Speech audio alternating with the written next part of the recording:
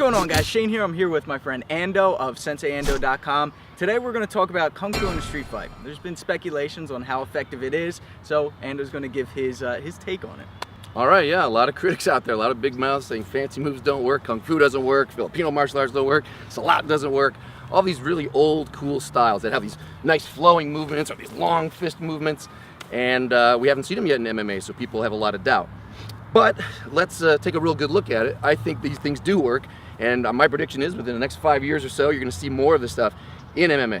Why? Why, you ask? Did you ask why? Why? Because at one time, we were just talking 20 years ago, just being able to tackle somebody seemed like, well, that's just too fancy. I'm a stand-up guy. If you try to tackle me, I'll knee you in the head. I'll punch you in the head. You'll never take me down. Right. Royce Gracie comes in, suddenly, surprise, you're down the ground. Yeah. And what are you doing down there, Royce? What the hell are you doing? Oh, surprise, it's an arm bar. It's a leg triangle. So everything is new, fancy, and then it becomes standard. And everybody catches up, and then you need a new trick to stay ahead of the next guy. So in this case, all right, what is something we do believe in that's not fancy? Do you believe in a jab, sir? Of course. You do. Do you believe in a cross or a straight right? Of course. You do believe in these things. Yeah. Do you believe in double jabbing? Of course, yeah. Fantastic. So, building on that, why not give you something a little different to think about in the shape of a forearm strike or a side hammer strike? It looks pretty fancy. If I'm just standing around going doom, doom, doom, doom, doom, doom, doom, doom, right? And I'm saying doom because this will be the your doom when I hit. It gives you a different look, and for an old guy like me, I need every advantage I can get. I have to have surprise on my side. I have to have a trick on my side. Otherwise, the younger, faster, stronger guy, did you have a good breakfast today? Stronger guy is always going to kick my butt. So rather than feed him things that he's already seen, because he's got a background in boxing and Muay Thai, he's used to seeing the front of that glove coming right at him, I break it up by throwing something different. So I do that towards the camera for a second. If you're a boxer or Muay Thai guy, you're used to seeing this all the time. But seeing something come in from this angle, with a different weapon, different angle, it just might make you doubt yourself for a second. It takes away your normal slipping and moving, breaks up your pattern. That's all I want. If this is a real street fight, I only need a quick second to either finish this guy or get away. Let's take this just as a quick exercise that everybody can do. Just practice your 1-2, 1-2, or turn it into a double jab 2. Okay, take the 1, now turn this into the side hammer, and then finish up with your 2. Now that second shot, this one, you can use a couple different ways. You can use this just as a trap to knock this down, to clear that shot if he's got a really good guard in there. So I'm gonna feed that in and then come over the top. It can be used as a grab, just taking that out all the way, and then you go into whatever kind of limb destruction, wrist lock that you want. Or I'm allowed to commit my body more because I have a larger margin of error. When I'm standing out here trying to throw maybe 4 inches of fist straight down the pipe, it's easy for him to move around. I don't feel that confident. I don't want to come in with it because I'm afraid I'm going to walk into something. But when I'm looking at like a foot with a little extra here, this is a big margin of error. So I don't mind committing my body a little bit more to come smashing in through whatever he's putting up. It gives me a bigger opening to do whatever. So let's make it extra fancy, because this looks pretty fancy, right? Doesn't this look pretty fancy? It's pretty fancy. So double it up by doing the same thing on the right. So 1, roll it over, 2, roll it over. So now that starts opening up different angles, moving around. And the secret to this, by the way, because a lot of guys know fancy moves, but they don't practice setting them up or putting into real competition or a sparring situation, so they won't work. So you're totally right. If you're a critic and think Kung Fu doesn't work, these fancy moves don't work, even a lot of the karate moves that look really fancy, it's absolutely true that a lot of these guys practice moves that they don't work because they don't practice setting it up. They do it in a kata, they do it by themselves, they do it on a bag, they do it in their head.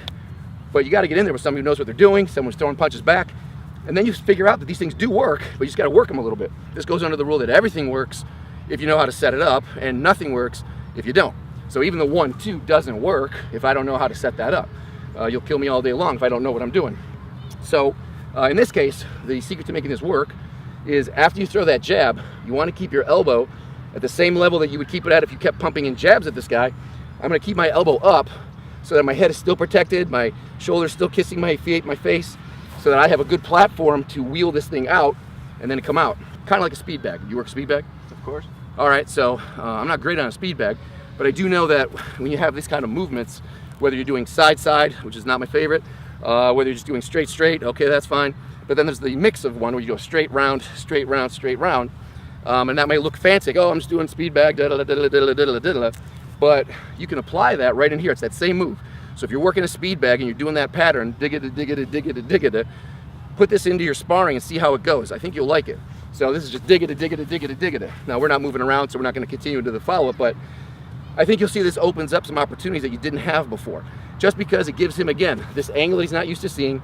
I really feel that I'm totally protected here. I don't feel bad about this. This is still going to come in.